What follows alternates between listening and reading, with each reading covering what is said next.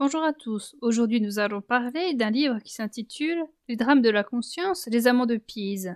Ce roman a été écrit par Joséphin Péladan et il est paru en 1912.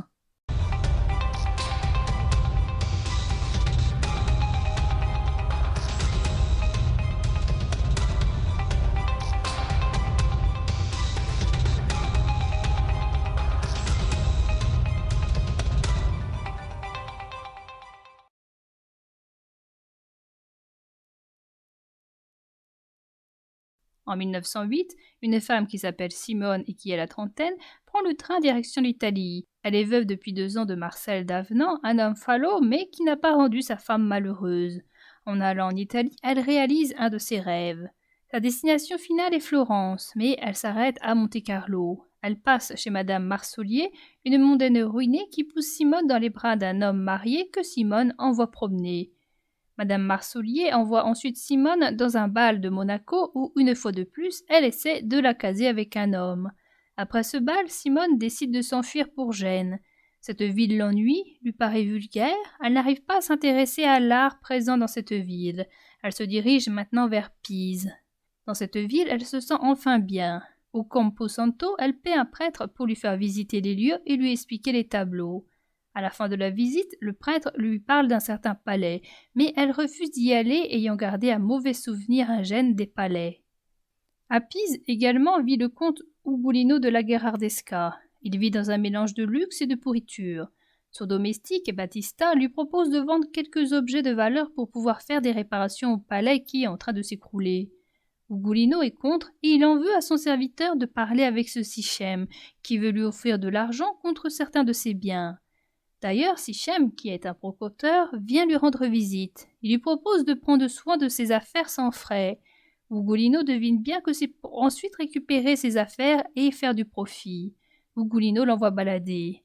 Le brocanteur ne s'intéresse qu'à la valeur monétaire des objets. Ugolino s'intéresse à la valeur sentimentale, car ces biens appartiennent à plusieurs générations de sa famille qui étaient éclatantes auparavant, mais dont il est le dernier survivant. Ensuite vient Serafina, qui est une femme qui propose son argent contre le titre de comtesse. Ugolino ne l'aime pas et il refuse de se marier avec elle. Ugolino vit dans la solitude, mais de voir ces objets lui permet de ne pas désespérer car ils contiennent les souvenirs de sa famille. Ensuite vient l'abbé qui a prédit, grâce à l'astrologie, qu'un jour le comte sera riche mais fou, ainsi qu'il tombera amoureux. L'abbé sort avec Ugolino. Il lui parle de cette femme à qui il a fait visiter le Campo Santo. Il est persuadé que cette femme peut aimer Ugolino et qu'elle fait partie de ses prévisions. Cependant, il pense que cette femme doit être déjà partie. Ugolino ne croit pas à ses fadaises. Quand le comte revient chez lui, le portrait de son père est tombé et Battista lui trouve un air moins triste que d'habitude. Selon le domestique, il s'agit d'un signe de bon augure. Simone est encore à Rome. Au bout du 4e jour, elle décide de partir de la ville. Elle prend pour cela une calèche. Malheureusement, sur la route, il arrive un accident. Le cocher frappe à la première porte qui appartient par hasard au palais du comte. Le corps de Simone, qui a fait une syncope, est transporté à l'intérieur du palais. Ugolino tombe de suite amoureux de cette femme. Dans la chambre où il l'a transportée, qui est d'ailleurs la sienne, il enlève les objets en mauvais état et y fait transporter les plus beaux. Il fait appeler une sœur du couvent pour qu'elle vienne aider Simone contre un de ses tableaux. Le constat est que Simone a une entorse, elle devra rester quelque temps dans le palais. Ugolino décide de se séparer de certains de ses biens, car la venue de Simone apporte certains frais puisqu'il faut payer le médecin et la nourriture de cette femme. Ce n'est que le lendemain qu'Ugolino se présente à cette femme en lui faisant croire qu'il vient d'arriver et en lui donnant un faux nom. Elle se rend compte que cet homme est amoureux d'elle. Elle finit par apprendre le vrai nom du comte. Ugolino lui parle de l'histoire de sa famille. Il est un des descendants d'Ugolino della Gherardesca, qui a eu un rôle important à Pise au XIIIe siècle. L'abbé vient et il reconnaît la femme à qui il a fait visiter le Campo Santo. Il informe de ses prédictions concernant Ugolino. Il parle aussi du trésor caché qui serait peut-être quelque part dans le palais. Ugolino n'y croit pas et il pense que ce trésor se trouve ailleurs. S'ensuit une conversation entre Ugolino et l'abbé. Ugolino est prêt à sacrifier quelques-uns de ses objets pour Simone. Cependant, l'abbé le met en garde. Ugolino est trop attaché à ses objets et il mourra de se séparer d'eux. Un dilemme se pose au comte car Ugolino ne pourra pas supporter de voir Simone dans la misère. L'abbé lui dit également qu'il faut qu'il se méfie de Séraphina et de M. Sichem qui pourraient vouloir du mal à Simone s'ils savaient qu'Ugolino avait rencontré une femme. Tandis que Simone est cloîtrée dans la chambre du comte et qu'elle ne peut pas se lever, le comte vient souvent la voir et ils ont de longues discussions sur l'amour. Simone dit au comte de se méfier de son médecin qui est selon elle pas l'ami d'Ugolino. Simone comprend que cette demeure n'est pas luxueuse comme pourraient l'attester les nombreux objets de valeur qui se trouvent dans la chambre. Elle le comprend quand elle voit le comte plusieurs jours de suite avec les mêmes vêtements. Simone a la même idée que l'abbé. Le palais est en train de s'écrouler, mais il ne faut pas qu'Ugolino se sépare de ses biens, sinon il pourrait sentir le poids des reproches de ses ancêtres. Elle décide d'aider Ugolino. Elle remarque qu'elle a rencontré l'amour sur son chemin. Quand le médecin revient la voir, il lui raconte une histoire de fantôme et d'un enfant mort qui serait caché quelque part dans le château. Il lui parle également d'une maladie mentale qu'aurait Ugolino. Simone se demande pourquoi on essaie de lui faire peur afin de la pousser à partir de ce palais. Elle fait venir l'abbé et elle lui pose des questions. L'abbé pense que ces histoires de fantômes et d'aliénation viennent de Sichem et de Séraphina. En effet, ces derniers ont dû être au courant de la présence de cette femme dans le palais et ils doivent la prendre pour une concurrente. L'abbé pense également que ce médecin est à moitié fou. L'abbé recommande à Battista de rester dans la chambre quand le médecin reviendra. Il recommande de mettre un chien de garde devant la porte de la chambre de Simone. Quand le médecin revient, Simone a encore plus l'impression qu'il veut qu'elle parte. Il lui met une pression à peine déguisée.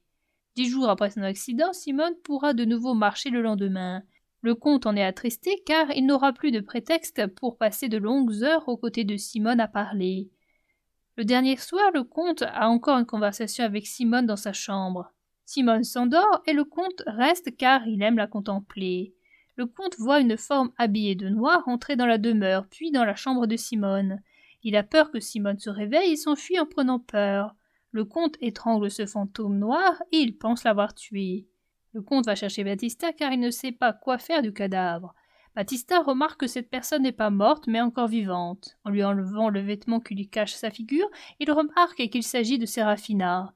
Battista dit à son maître de se retirer. Il fera croire à Séraphina que c'est lui qui a essayé de l'étrangler. Battista ramène Séraphina et il lui dit que c'est lui qui a failli la tuer. Séraphina part. Le lendemain, Simone, qui n'a rien entendu de la scène de la veille, se lève et va au grenier. Elle y trouve des robes des anciennes comtesses de la Gherardesca. Elle fait descendre les robes par Battista.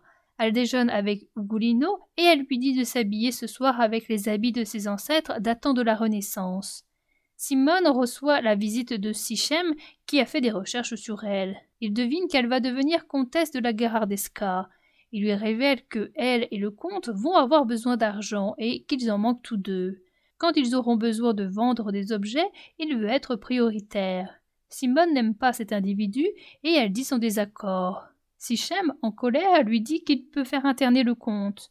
Ugolino ainsi sera mis sous tutelle et Sichem pourra récupérer les richesses. Simone l'amène à croire qu'Ugolino a fait un testament dans lequel il va tout donner à la ville. Durant la soirée, Simone et Ugolino se rencontrent. Ugolino porte un habit de ses ancêtres et Simone porte une robe d'une ancienne comtesse de la famille. Cette robe est dorée et elle est tellement dépoitraillée que Simone a dû faire un ajout de tissu. Ugolino est en admiration devant Simone et il est plus amoureux que jamais. À la fin de la soirée, Simone remonte dans sa chambre. Elle ne sait pas si elle doit s'éloigner de cet homme car elle n'a pas assez d'argent pour faire vivre elle-même et le comte, ou si elle doit devenir sa femme car elle se rend compte qu'elle ne rencontrera pas un autre second amour comme celui-là dans sa vie. Ugolino lui passe un papier sous sa porte. Simone le lit et elle se rend compte qu'Ugolino lui lègue tout ce qu'il a. Le lendemain, Simone va voir l'abbé. Elle lui montre le testament. L'abbé lui dit que le comte n'a pas intérêt à chercher le trésor d'après ses prédictions, car suite à cette trouvaille, le comte deviendra fou. Il lui dit aussi que le mariage ne sauvera pas Ugolino de sa destinée. En sortant dans la rue, Simone rencontre Séraphina, qu'elle prend pour une mendiante folle, ainsi que Sichem, qu'elle connaît déjà. Ces deux personnes lui font peur et elle retourne chez l'abbé qui lui explique qui ils sont. L'abbé lui conseille d'accélérer le mariage. Simone et Ugolino discutent. Ugolino est gêné du fait que ce soit Simone qui paie ici son hébergement comme lui a révélé Battista. Il est aussi gêné car il ne peut rien offrir à Simone puisqu'il est trop pauvre pour cela.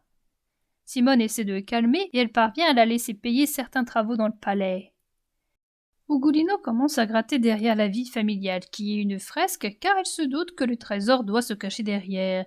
Simone essaie d'amener Ugolino à penser à autre chose, et elle lui dit qu'elle n'a pas besoin d'or. Cependant, cela gêne encore Ugolino de n'avoir jamais rien à offrir à Simone. Le fait de trouver le trésor devient une idée fixe chez Ugolino, qui se met à défoncer le mur derrière la vie familiale. Il finit par trouver le trésor, et il devient fou en même temps. Simone place Ugolino dans un hospice. Elle ne revient qu'une fois par an dans le palais pour essayer les robes des comtesses de la Gherardesca.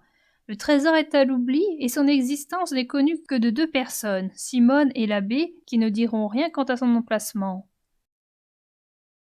Raconter ses peines, c'est un peu les rejeter. Raconter ses joies, c'est les doubler. Nous avons besoin de témoins, ce sont des complices momentanés, par l'attention qu'ils nous accordent.